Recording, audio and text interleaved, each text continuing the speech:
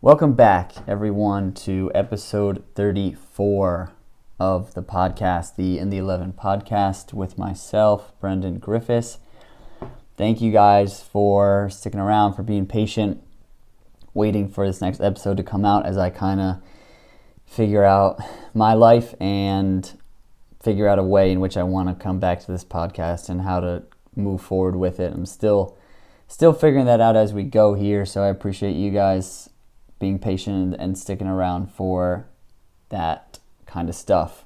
I wanted to come on and make a bit of a longer episode, piggybacking off of episode 32, where I talked about me making the big decision to leave Denmark. And I just put out an Instagram video, a little clip. For any of you guys who are not following that, I would love if you can go and follow the In the 11 Pod Instagram page, but put out a little video just thanking you guys for how much support I received after episode 32.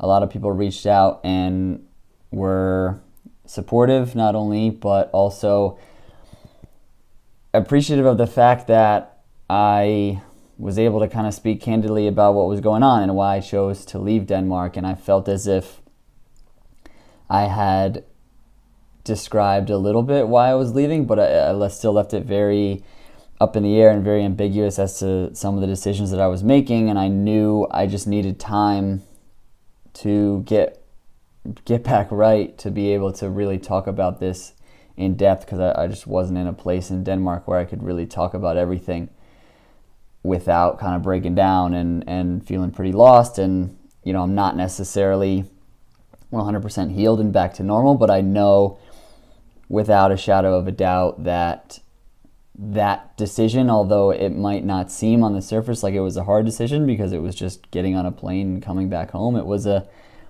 really hard decision for me to make. It was a huge thing that I didn't take lightly, and I didn't just pack up my bags and give up when things got hard. It was a lot of things that led to that choice, and that's why I want to have some episodes here where I can talk about this in more detail, and hopefully in the same way that episode 32 was able to provide something to connect with and relate to with many of you out there. I hope that this can do that again. And, you know, again, if there's anyone out there that's listening that has experienced something like the emotions or feelings that I'm going to talk about today, or wants feedback, or, you know, needs somebody to listen to, I definitely can relate, and, you know, feel free to reach out to myself or to the podcast kind of social media itself. So I think I want to do this probably in two parts, because I don't want to have a big hour and a half or something long episode where I try and do everything all at once and give you guys the full story. I want to try and break it up and make it a little bit more digestible for all of you out there that are listening, while still giving you, to the best of my ability, the most concise and kind of linear explanation of why I've made some of the choices that I've made.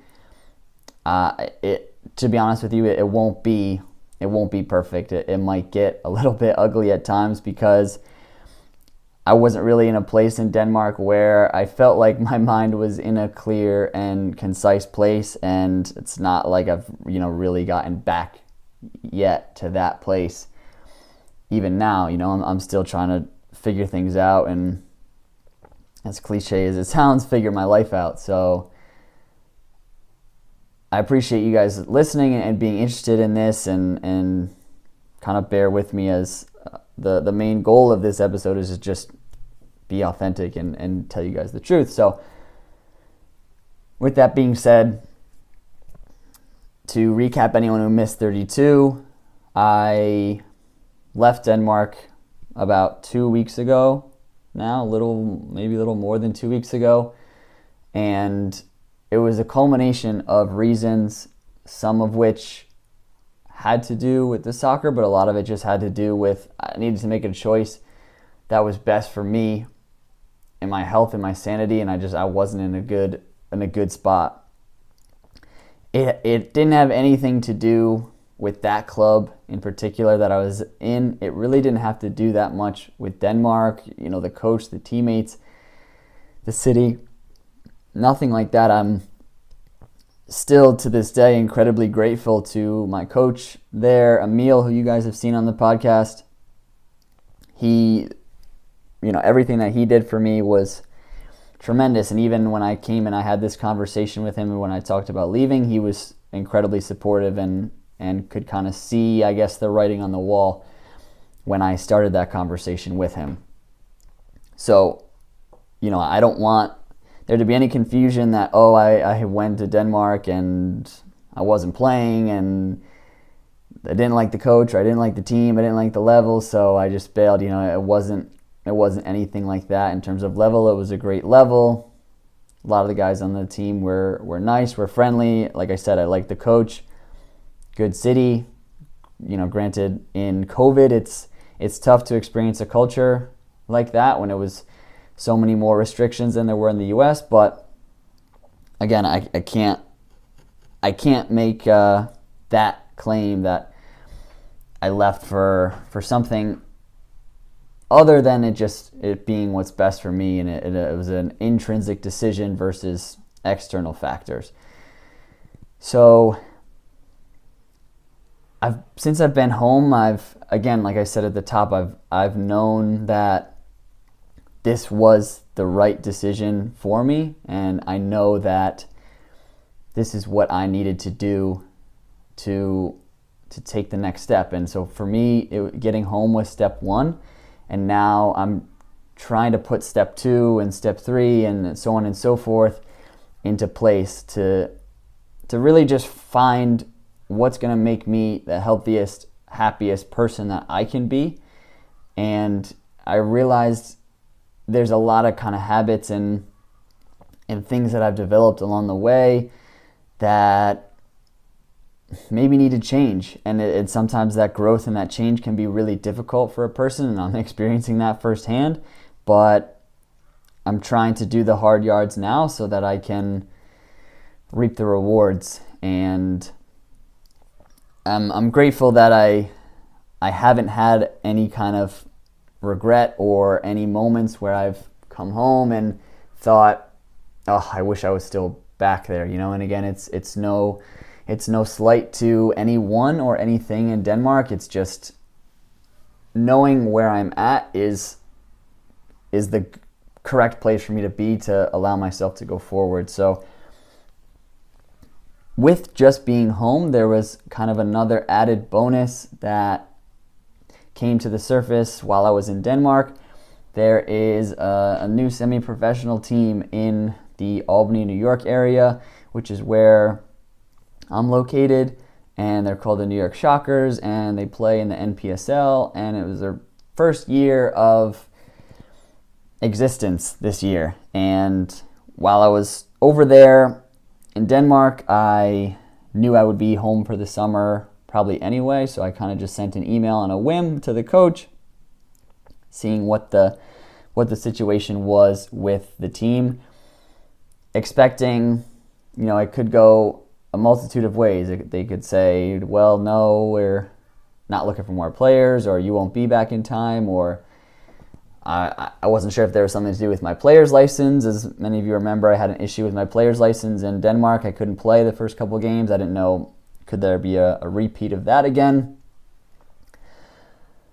But I got really lucky, and the coach called me back and said, yeah, we'd love to have you come be a part of it, and whenever you're back, just let us know and we'll get things rolling. So I kind of took that as a sign, like, okay, that could be a way for me to come back, not necessarily take time away from the game. It still gives me time where I'm in the game and able to decide what I want to do next.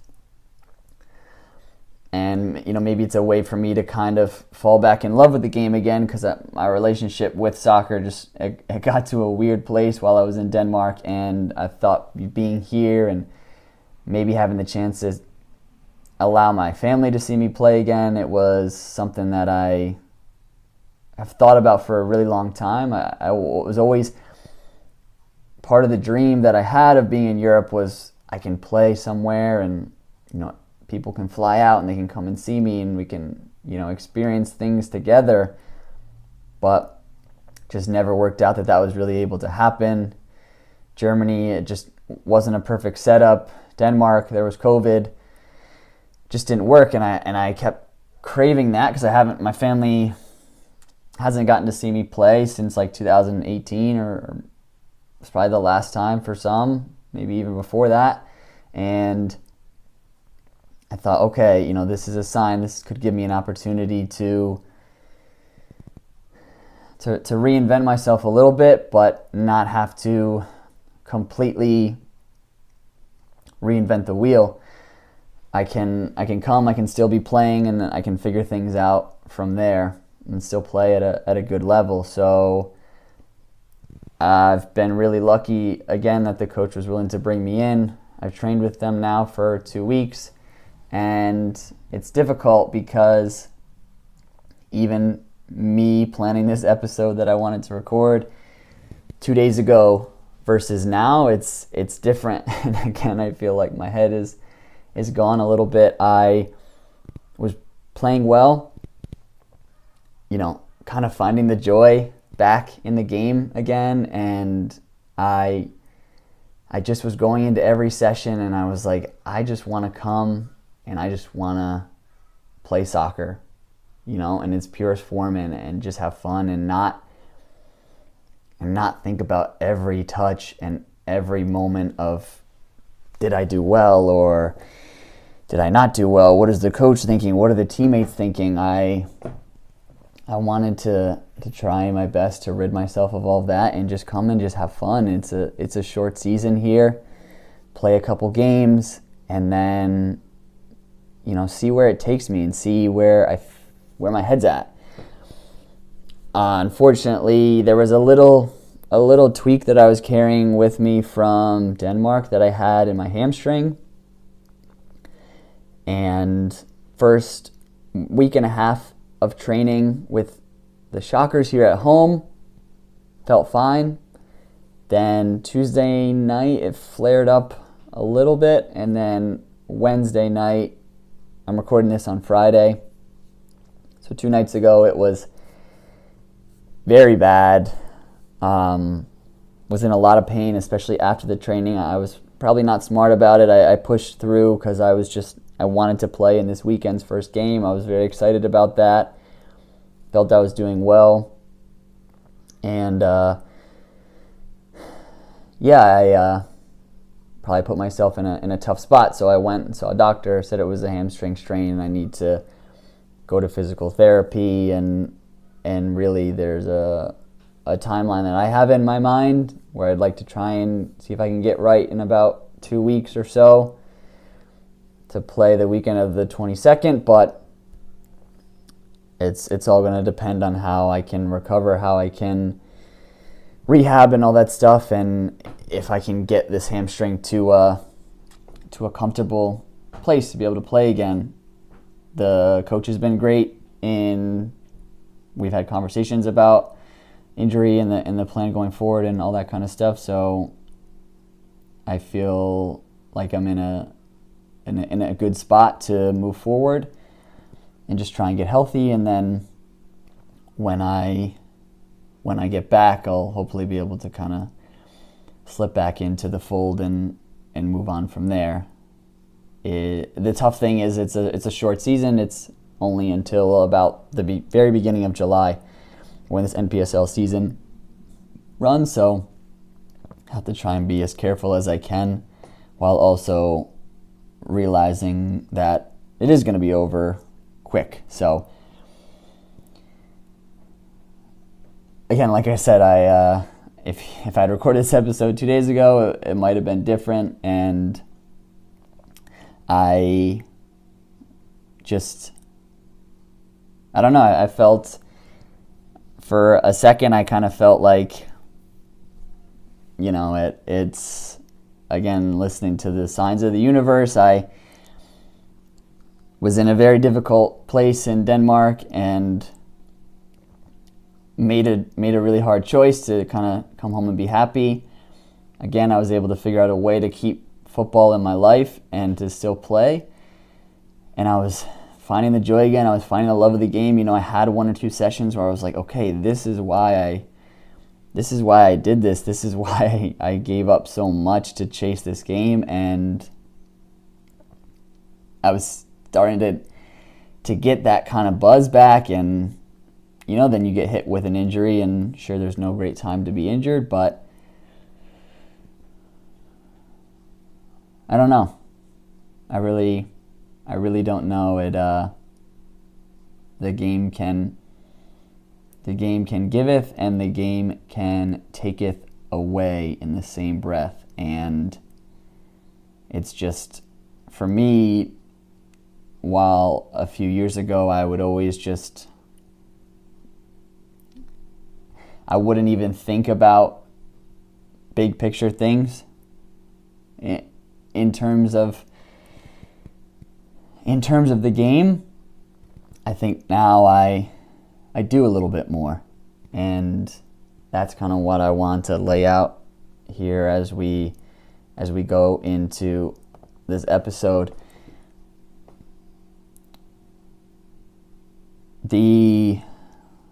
So to give you just the reason why all of this kicked off in Denmark, why I eventually, after a lot of soul searching, decided to make the choice that I did, was I felt just so isolated. I felt like the only thing I really had was the game. I didn't have friends, really. Like I said, the guys on the team were nice, but I was the new guy. And not only was I the new guy, I was the new guy from on the other side of the world who didn't speak their primary language. And as much as people can say, oh yeah, well, everybody speaks English there, everybody speaks English. Yeah, it's true, everybody does speak English, but it's their second language, They're not going to speak in English unless they have to, unless they know that the person they're communicating with only speaks English. So the other thing I liken it to is, like, for those of us who are in America, and many of us take Spanish for years and years in school, Spanish is it's a class for you that you take at school. You have Spanish homework, you have Spanish projects. So imagine, every time you went and had a conversation with your teacher for an exam or for a project or something, that was work for you. Like, that was school, that was homework. And so when you're showing up to soccer, to football, and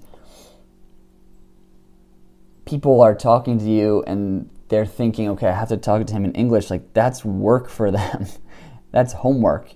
A lot of them go to university all day and they want to come to football to escape, not come and do more work. So, again, nobody was rude or disrespectful to me or anything like that. And a lot of guys were friendly and would say hi and say hello, but for them to hold a conversation with me in English, it requires a lot of mental Jenga in their head to figure out what to say and how to communicate. It's like with anyone learning a language. Like when I was in Germany, if I'm trying to talk to someone in German, it's not really a conversation. It's more of me, like, putting the pieces of a puzzle together. So it's hard to make friends like that. Luckily I was able to find like 1 or 2 guys that were really, really good at English, where for them it was more fluent.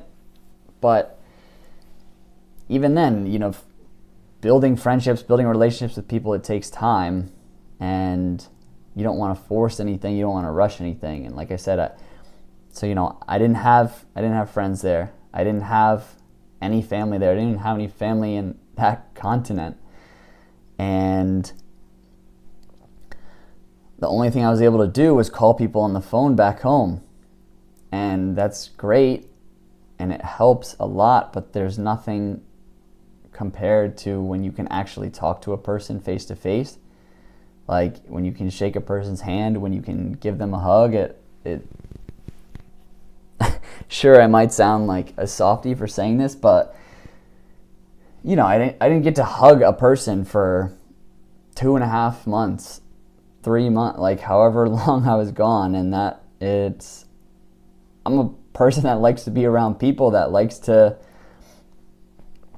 spend time with people, and so that's tough. Like I felt like I only had the game, and I only had those few trainings and those few games a week. That was kind of my only solace, and it just started to feel like it wasn't enough. Like that wasn't sustainable. That wasn't going to be enough to carry me through a life. This is what I had decided I wanted to do for my life, and I was going to dedicate myself to this. And sure, maybe if I continued to push, there could be a world in which now I have friends and a team, and I start to form friends and family elsewhere. But the reality of professional soccer is, if you want to really chase the game and you want to keep playing at the levels that I was at and the level of lower league players, you don't have a lot of leverage. You don't have a lot of bargaining power. For me, as a player who's getting up there in years when it comes to an athlete's timeline, I don't have the leverage to say, okay, yeah, I want to play for you, but I want you to be able to fly my friends here to be able to visit me X amount of times. I want to be able to live with somebody on the team so I can have a friend. Like, I want to have this support system. I can't, the types of contracts that, the reality is the types of contracts that I would be looking at is, hey, here's this apartment. It's a 1-bedroom apartment that you can live in for the season, for the 8, 9, 10-month season, and we'll give you like $1,000 a month. I mean, I don't want to discourage anyone from doing this. I love this game to the absolute death. I hope that you guys can see how much I've given to this game and how much I wanted it or want it, but I just don't know if people realize what it is and what sometimes that success that you see is. It's okay, you did well in the 5th or 4th division of Denmark. You met an agent and they said, hey, I can send you to the 3rd division of Ukraine and you can have your own apartment and you can get paid $1,200 a month. And that's your only option. If you want to be a pro, it's like, okay, do you really want this or not? And again, I'm not trying to scare people away. I'm not trying to say don't do it, but just understand. And that's what I had to come to grips with too. Like, if you say no to that, if you say no to we'll pay you peanuts a month, you'll live in an apartment by yourself. If you say no to that, there's somebody else out there that is willing to say yes to that. Because there's millions of people that give everything to this game. And as you start to play in different countries and different levels and really see the culture of this game, it's another level. People are so passionate about it. People give their life to this game. And it's going to be an isolating experience for almost anyone who pursues a professional career. Even the ones who have a lot of things taken care of for them, that play at the highest levels, it's not easy for them either. It's not. And it's and loneliness and isolation and feeling alone is something that pretty much every player I've talked to has experienced, and I guarantee you can ask almost any player who's climbed the ladder in football will tell you the same thing. Like it kind of comes with the territory. So essentially what I had to do was have this conversation with myself and kind of realize, like, okay, am I happy enough? Is this game enough for me to put myself through feeling like this, to put myself through feeling depression, through feeling like crazy alone? And the ones who make it, the ones who do make it to the top, it's because they either, one, they don't even think the thought that I just had, if that makes sense. Like, it might pop into their brain, but they don't even really comprehend stepping away as an option. They don't look at it like, okay, yeah, I could do something else. It's just this. It's just the game. It's just football. And, or there's players who they just love it so much that is enough for them. Yes, I'm going to be alone. I'm going to deal with the loneliness, but I love the game so much that it doesn't matter. Every time I step on the pitch, every time I train, every time I play, it's enough for me. And maybe I misjudged myself. Maybe I thought I was one of those people, but as I continued to climb up, I realized I didn't quite have that. I don't know. Maybe I do. Maybe I just don't. Maybe I just don't exactly know where I'm at in terms of my relationship with the game, and maybe it's just evolving, and maybe it's just changing to look different in the same way that anyone's relationship with anything changes over time. As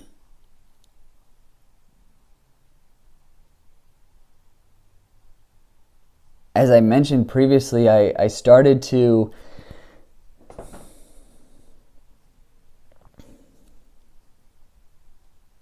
the game started to just become all-consuming for me, because, like I said, it was the only thing that I was doing there, really. If you looked at the days that I had, it was like every day was the same. Every day was, okay, I could work on the podcast, I could read my book, I could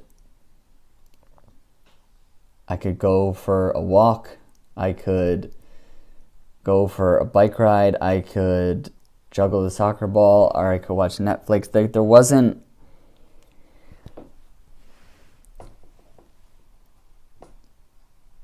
and again, this is just, I just think people don't understand. Like,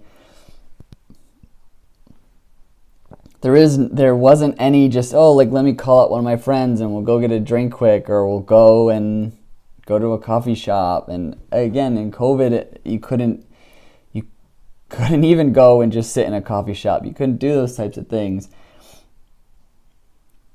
So when I had these days that were filled with just time being spent by myself, everything that I was doing was by myself, whatever I could do to pass the time, to stay engaged, to stay active, it was with me, myself, and I.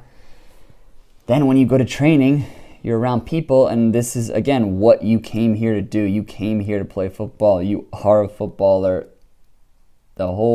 your whole circle, your whole world sees you flying, chasing this dream. You walk into that training session and you have the weight of the world. And every touch and every play, you just want to perform. Because you have all these people back home that are looking at you like, you're trying to come and be a professional or play soccer at the highest level or whatever it may be. And then you have all these people there in Denmark, all these people around the team that are saying kind of internally, okay, well, he's here to play. Like, he came all the way from America to play. Like, he should be decent at least. And while I'd love to just tell you, it doesn't matter what other people think, just drown out the noise, drown out everybody else. Anybody who tells you that and actually can do it 100% of the time, I think they're lying to you. I really do. Especially when you're like young, like every time anyone says anything or you don't think at all about what other people might be thinking,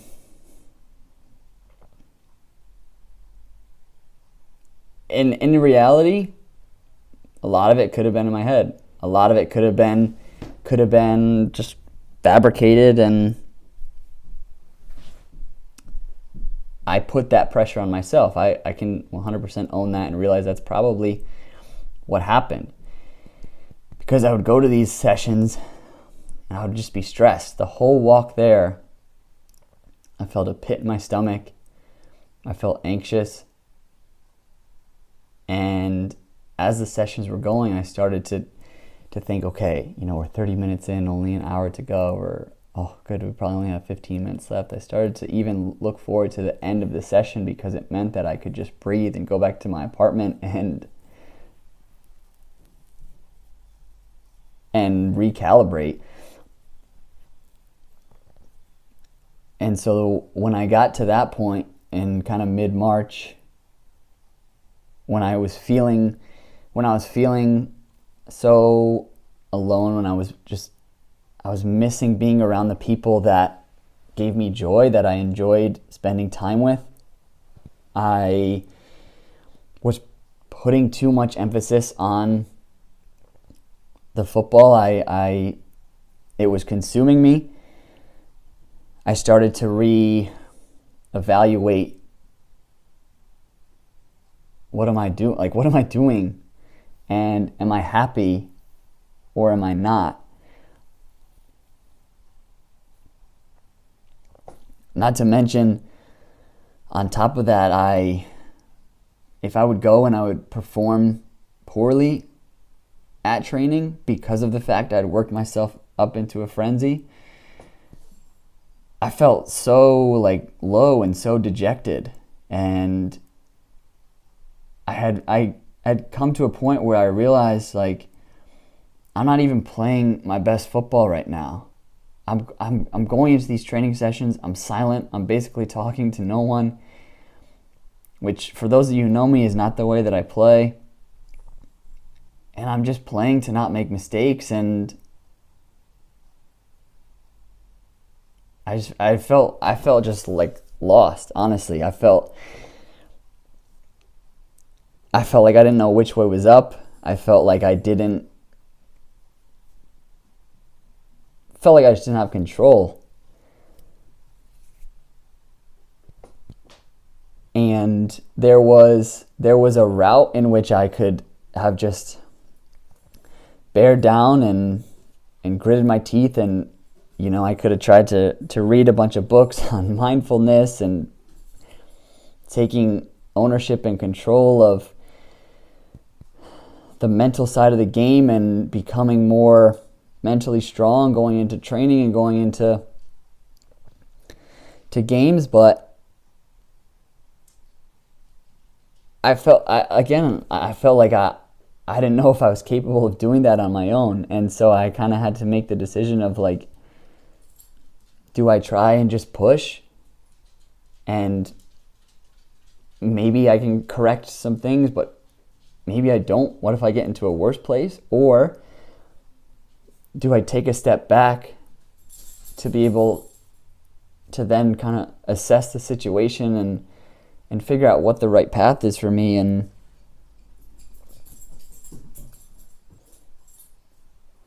And so obviously, based on what you guys know, I made the choice to take a step away and to do what I feel like is best for me. I want to say too, like,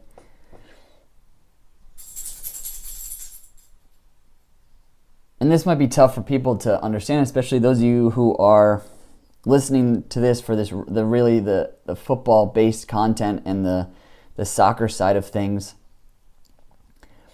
I had the dream, what I kind of determined to be the dream for myself. It wasn't necessarily there for the taking, and I turned it down, but the option was there. Like, I had opened the doors for myself to maybe, sign a professional contract. I had communication with my coach, communication with him about speaking to different agents, speaking to different clubs, about lining up trials. I had lined up trials for myself with professional clubs that were, genuinely interested in having me, and had called my coach, and it was on the table. And I eventually, I just had to ask myself,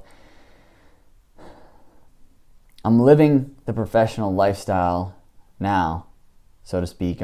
This is what I do. Soccer is my life here. It's the thing for me. How is just adding more money into the equation, or adding a free apartment or something, or adding a visa, how is that going to completely change the picture for me? Am I all of a sudden... It's like with any job. Sometimes people think that the money, the status, the power, the fame, whatever is what's going to make you happy, and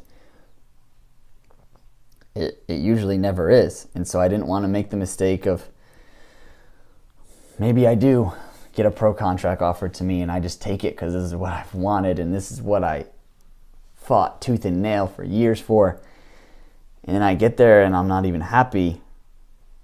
Like, again, I know it might not make sense to people, and if I had said these exact words to myself 3 years ago, I would have been like, that makes no sense.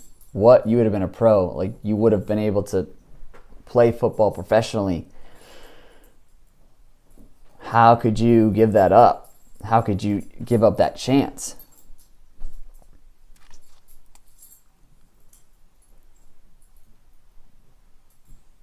And the answer is just,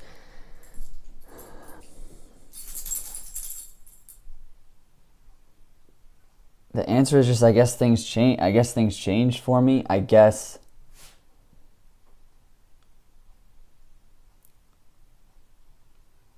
think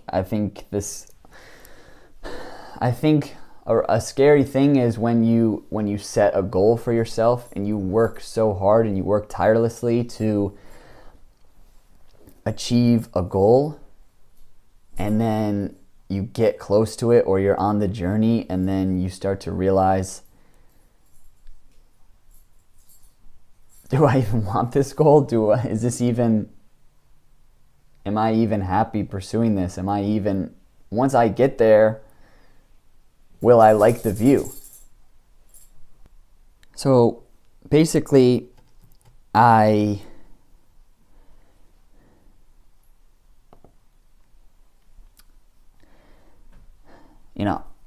as we know, I decided to come home, and just try and take steps to focus on myself and look within myself to figure out what is next for me and how I can become the best version of myself.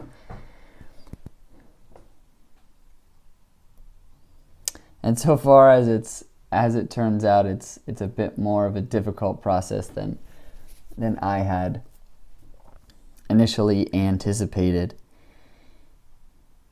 But I wanted to talk about this on the podcast because, like I've spoken to quite a bit of people about, and as I've kind of realized where I think my value can come in terms of this podcast is if I kind of share this process and share this journey with those of you out there.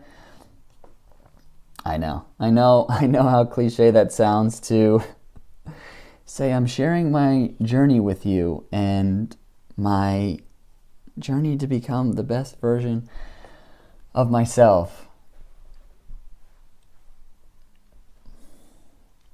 But it's true, and it's something that, maybe for a young player out there who's thinking of doing what I did, you can at least get a broader perspective than what everyone out there is telling you about how amazing it is to become a professional soccer player. It is amazing. It is. It is amazing to play this game and have that be your life. I haven't gotten to really call myself a pro, but I've been able to have soccer be my life at times, and that's something, I've been able to play in different places around the world and meet people from all over, and that's something that this game can give you that is incomparable to a lot of other professions out there. But there's just, there's two sides to every story. I want to kind of cap it off here and go into a little bit more depth in an episode 2 about some of the other things that I was feeling, some of the things that that kind of started to shape the questions that I was asking and how to figure out how to move forward. And what are some of the things that I'm kind of working through now, or that I realized when I was over there. Again, thank you for being patient for the episode to come out. Thank you for being patient through this episode, because I know it was a kind of stream of consciousness type episode, and at times it might have felt a bit scatterbrained, but again, I'm trying to be as honest as I can with all of you and give you the value that I have. And right now, the value that I have is a scatterbrain. It is a brain that is all over the place and is trying to put pieces of the puzzle together. So thanks for those of you who are listening, that you're part of the reason why I think I'm able to put some of those pieces back together. So as this comes out, look forward to the next episode of this little mini story. It will come out a week from today, because this is airing Monday. And then as we look forward into the future, I'd love to have some more people on this podcast that maybe can talk about mindset, can talk about mentality, can talk about mental health, and maybe specifically within sports or without of sports as well. And I'd like to have some other people in my life on the podcast that are doing really awesome things and that I'm very close with and very proud of, that have had really cool stories and journeys as well, because I think people can always learn from other people's experiences, and hopefully I can I could bring some of those to light here on the show. Go and subscribe to the show wherever you're listening or watching. Like, comment, rate, review, all of that stuff. Pass the podcast along to your friends and your family. Tell them all about it and continue to support kind of what we're trying to do over here. I appreciate all you guys so much for listening. This was episode 34, and I'll talk to all of you guys soon.